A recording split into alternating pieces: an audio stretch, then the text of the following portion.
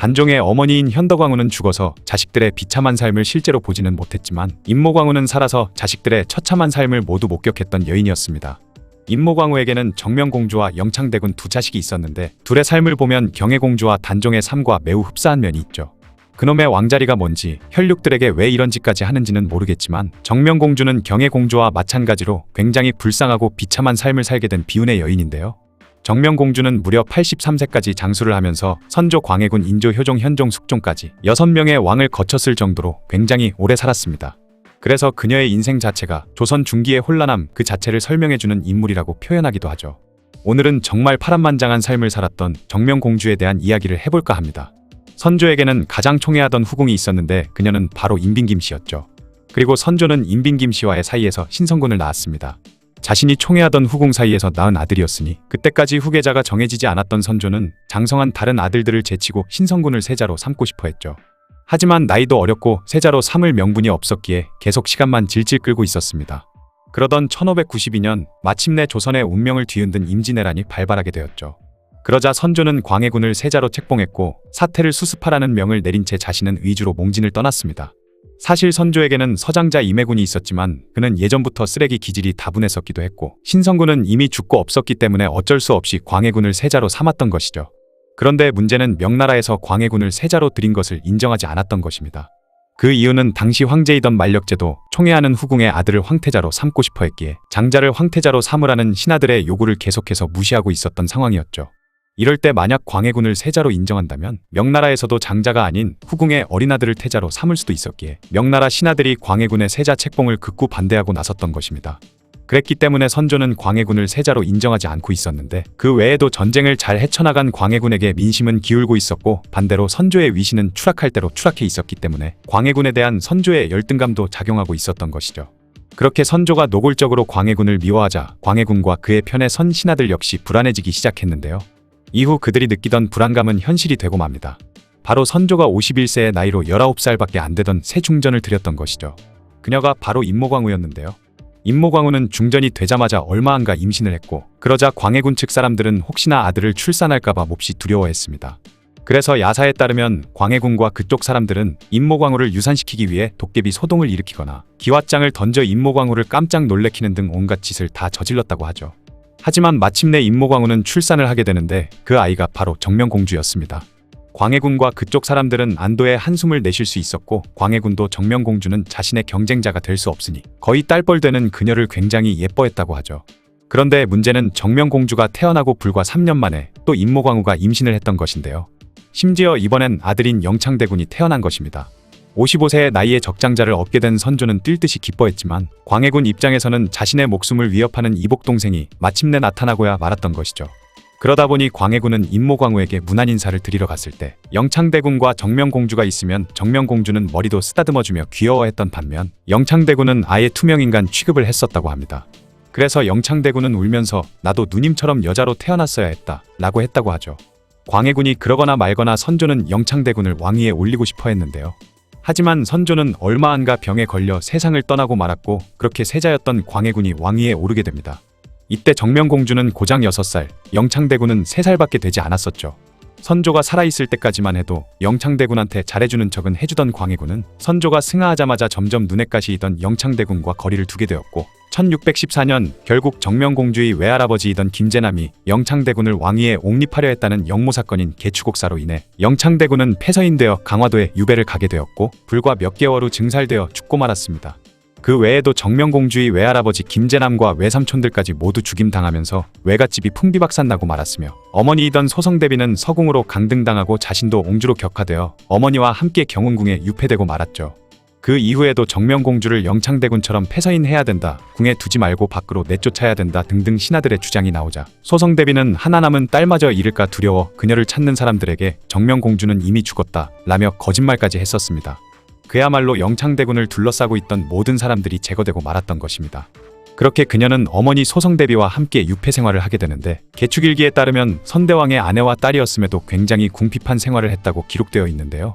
생필품이나 생활비를 받지 못해서 우연히 입수한 면화시로 옷을 지어 입거나 까마귀가 물어다 준 박씨로 먹고 살았다는 야사도 있죠. 그렇게 둘은 약 5년간 쥐죽은 듯 조용히 살게 됩니다. 심지어 소성대비는 사랑하는 아들과 부모님, 형제자매까지 모두 잃었다 보니 굉장히 절망적인 상황이었죠. 그래서 정명공주는 어머니 소성대비의 원한을 풀어주고 위로해주기 위해 그녀의 옆에서 선조의 글씨를 따라해 계속 글씨를 써서 보여주기도 하는 등 온갖 노력을 다했는데, 그러면서 글 공부도 열심히 해 정명공주는 굉장한 명필이 됩니다. 그녀가 남긴 대단한 서예 작품이 하나 있는데 바로 화정이라고 쓴 작품이죠. 이 화정은 글자 하나의 가로 세로가 73cm 정도나 되는 엄청 큰 글씨인데, 당시 여성이 이런 굉장한 기세와 힘이 느껴지는 글자를 썼다는 게 믿기지 않을 정도로 대단하다는 찬사를 받고 있습니다. 심지어 유폐 시절에 썼다는 걸 생각해보면 더욱 놀랍죠. 그렇게 꿋꿋이 버텨낸 정명공주는 드디어 어머니와 함께 다시 복위를 하게 되는데요. 바로 광해군을 몰아낸 인조반정이 일어났던 것입니다. 인조반정의 명분은 폐모살제를 자행한 광해군을 몰아내는 것이었기 때문에 인조는 이후 소성대비와 정명공주를 깍듯이 모셔야 했죠. 그런데 문제는 정명공주가 다시 공주의 직위를 되찾았을 땐 벌써 21살의 나이가 되었던 것입니다. 당시로 따지면 혼기를 놓친 엄청난 노처녀였던 것이죠. 왜냐하면 그녀의 혼담이 오가던 11살 때쯤엔 김제남의 영모 사건이 일어나 버렸고, 그때쯤 정명공주는 천연두까지 걸렸었으며 심지어 갇혀 살다 보니 혼담이 오가긴 힘들었던 것입니다. 그렇게 뒤늦은 나이에 시집을 보내기 위해 부마간택이 시작되었는데, 이는 인조반정이 있고 고작 3일 만에 벌어진 일이었죠. 얼마나 급했는지 반정의 수습도 덜 된 상태에 부랴부랴 부마간택을 했던 것입니다. 그런데 워낙 노처녀였다 보니 부마로 지원한 사람은 전국에서 고작 9명 밖에 되지 않았죠. 정명공주와 비슷한 나이대의 사대부 남자들은 거의 대부분 결혼을 한 상태였기 때문이기도 했고, 그게 아니면 무슨 문제가 있는 남자이거나 아니면 피치 못할 사정으로 인해 결혼식을 미뤘던 남자들만 남았던 것입니다. 그래서 결국 조모의 3년상을 치르느라 혼례를 치르지 못하고 있었던 18살의 홍주원이라는 인물이 부마로 간택되어 기존에 있던 약혼을 파혼시킨 뒤 부마로 책봉했죠. 이때 홍주원의 아버지인 홍영이 이럴 순 없다며 결혼을 반대하다가 귀양을 가기까지 하는 등 난리가 나기도 했습니다. 조선시대에 부마가 된다는 것은 평생 잘 먹고 잘 살 수 있긴 했지만 과거 시험을 응시하지 못하고 관직에 진출할 수 없었죠. 또한 당시엔 남자라면 조정에 나서서 고관대작이 되는 것을 더욱 중요시했었기 때문에 사대부의 남자들은 대부분 부마가 되기를 꺼려했다고 합니다. 어쨌든 21살에 겨우 결혼할 수 있었던 정명공주가 불쌍했는지 소성대비는 굉장히 호화스럽게 혼례를 치러주었죠. 그리고 당시 공주의 집은 50간을 넘지 못하게 규정하고 있었는데, 정명공주의 집은 200간에 이르는 대저택을 만들어 주기까지 했습니다. 거기다가 막대한 양의 땅과 재산을 하사해줬죠. 이후 정명공주는 7남 1녀를 낳으며 잘 먹고 잘 살았는데요. 하지만 정명공주 부부는 굉장히 오만방자한 삶을 살았다고 합니다. 실제로 실록에도 남편인 홍주원이 나이가 어리고 교만하며 제멋대로이나 전혀 거리낌 없이 행동한다고 비판하고 있는데, 홍주원은 종들에게 도둑질도 시키고 양반과 부녀자들을 능욕하기도 하는 등 악행을 저질렀으며, 오죽하면 사헌부에서 정명공주 집 종들을 아무런 논의도 없이 잡아 가두기도 했다고 하죠. 그러자 정명공주 부부에게 핍박을 당해온 백성들은 굉장히 통쾌해했다고 합니다. 그렇게 시간이 흘러 1632년 어머니이던 소성대비가 49살의 나이로 세상을 떠나게 되는데요. 문제는 어머니가 죽고 나서부터 인조와의 사이가 급격히 틀어져 버린 것이죠.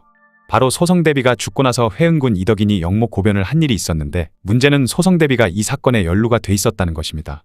그런데 폐모살제를 명분으로 인조가 왕위에 올랐는데, 소성대비가 인조를 끌어내리려 영모를 꾀했다면 인조의 정통성을 근본적으로 부정하는 일이 되어버렸기에 이 영모는 인조 입장에서는 사실이 아니었어야 했던 것이죠. 그래서 인조는 고변이 접수된 지 일주일 만에 사건을 무마시켜 버렸는데요.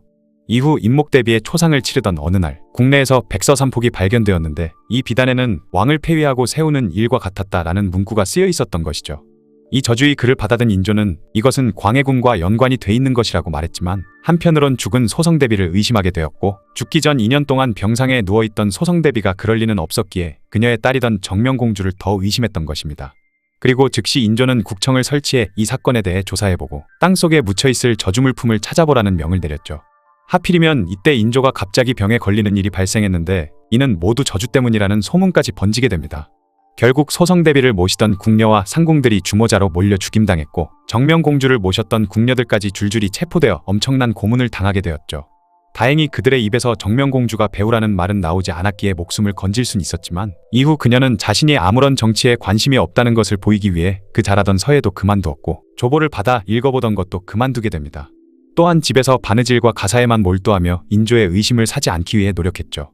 그러던 1636년 결국 병자호란이 터지게 되는데요. 정명공주는 강화도로 피난을 가기 위해 자신이 타고 있던 배에 온갖 재물을 가득 채운 채 도망치려 하고 있었죠. 이때 많은 백성들이 몰려와 배를 태워달라고 애원하자 그녀는 재물들을 다 배 밖으로 던져버리고 백성들을 태웠고, 이 모습에 감명을 받은 백성들은 정명공주를 크게 칭송했다고 합니다. 이후 병자호란이 끝난 1639년 나이든 인조는 원인을 알 수 없는 큰 병에 걸리게 되었는데, 자신이 아픈 것은 저주 때문이라며 저주물을 찾게 하면서 또 다시 정명공주를 의심했죠. 하지만 반정의 명분이 되어준 정명공주였기에 최명길과 장유 등 많은 대신들이 인조를 말렸던 덕에 또다시 목숨을 건질 수 있었습니다. 광해군 때에도 유폐되어 비극적인 삶을 살았는데, 이번엔 인조 때문에 불안에 떨며 숨죽여 살 수밖에 없었던 것이죠. 이후 인조가 죽고 효종이 즉위했을 때도 효종은 조기인 저주 사건에 정명공주도 연루가 되었다고 몰아갔지만 또 다시 목숨을 부지할 수 있었고, 다행히 이후 현종과 숙종대에는 왕실 최고어른으로 대우받으며 편안하게 살 수 있었습니다.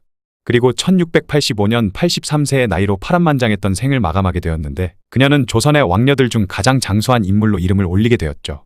정명공주는 개추곡사, 인조반정, 이괄의 난, 정묘호란, 병자호란, 예송논쟁, 경신대기근 등 조선 중기에 있었던 나라를 뒤흔든 사건들을 모두 겪었던 인물로 굉장히 파란만장한 삶을 살았다 할 수 있겠네요. 그래도 모든 걸 버텨내고 오랫동안 장수한 걸 보면 강한 자가 살아남는 게 아니고 살아남은 자가 강하다는 걸 보여준 굉장히 강한 여인이었던 것 같습니다.